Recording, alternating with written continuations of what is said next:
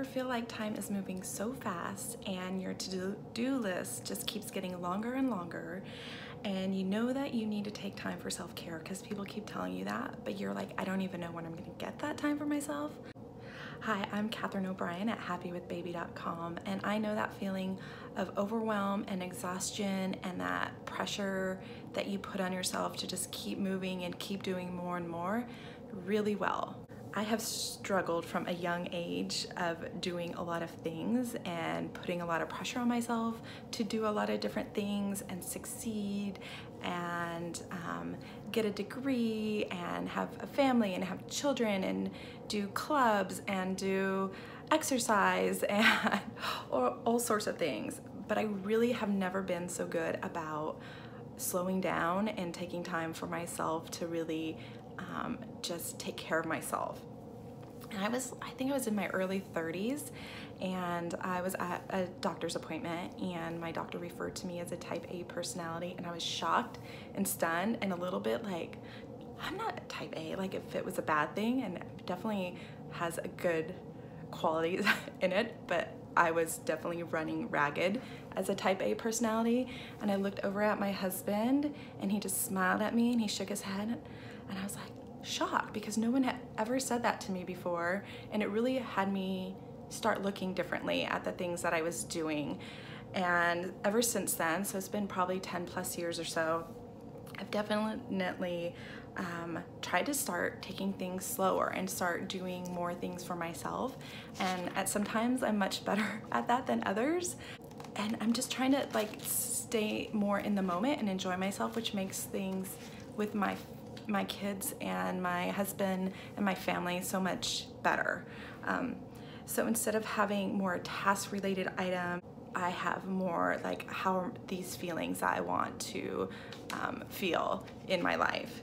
So because I have 2 kids and I have a husband and I have a business, and I sometimes compare myself to things that I see on what my friends are doing or what other people are doing, because you know, social media makes that really easy to have a false sense of reality of what others are doing, or distorted sense. So I've been doing different things to really stay clear on what I need and what I want for my life.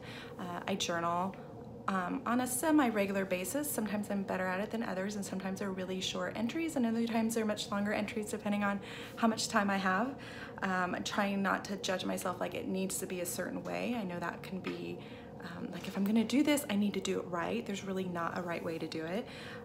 Recognizing on a regular basis what I'm grateful for. So sometimes when I get hard on myself and like, oh, I need to do this or need to do that, it's like, okay, what am I grateful for? What are the things that are going right in my life? And making note of that in my head, which can sometimes help me get out of that cycle of like doubt or upsetness. Upsetness, is that a word? Anyways, meditation, and these are definitely short. Sometimes I find it hard to sit in a long meditation. And again, there's not really a right or wrong way to do this. I think it's taking a few minutes and just getting quiet. And I'll tell my clients too, especially if they find meditation hard, because it's hard to get out of their head and all the things they're thinking, it's just kind of focus on like all their senses. Like, you know, what are they hearing? Like right now I can hear the heater going off in my office, which is great because it's like cold outside today. What do they smell? What do they see? And focusing on something, or what do they taste? So like all your senses, what are they feeling? And then also like the other thing that I've been really working on is figuring out what I want to feel versus what I want to accomplish. I always can come up with the things I want to accomplish. I'm always coming up with these new ideas of things. So really it's like, how am I gonna want to feel in this life? And how do I want to feel, you know, today? How do I want to feel tomorrow, next week? And what are the things that I need to do for myself to make that happen? And one of the things I started creating is, I guess it's been about 4 years, because it started with kind of like, what's my ideal day look like?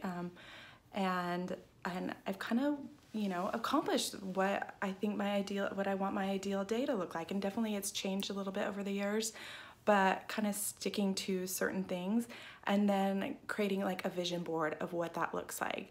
So I've actually put together a workshop. If you are a mom that is struggling to like really tune in to what she needs, or you're not great about taking that time for yourself, I would love for you to join us. I will have the link below for you to click on and learn more about that.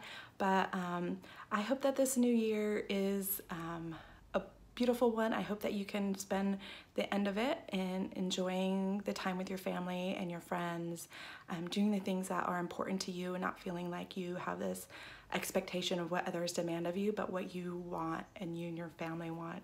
So wishing you a happy end of the year and a wonderful, beautiful new year. Take care.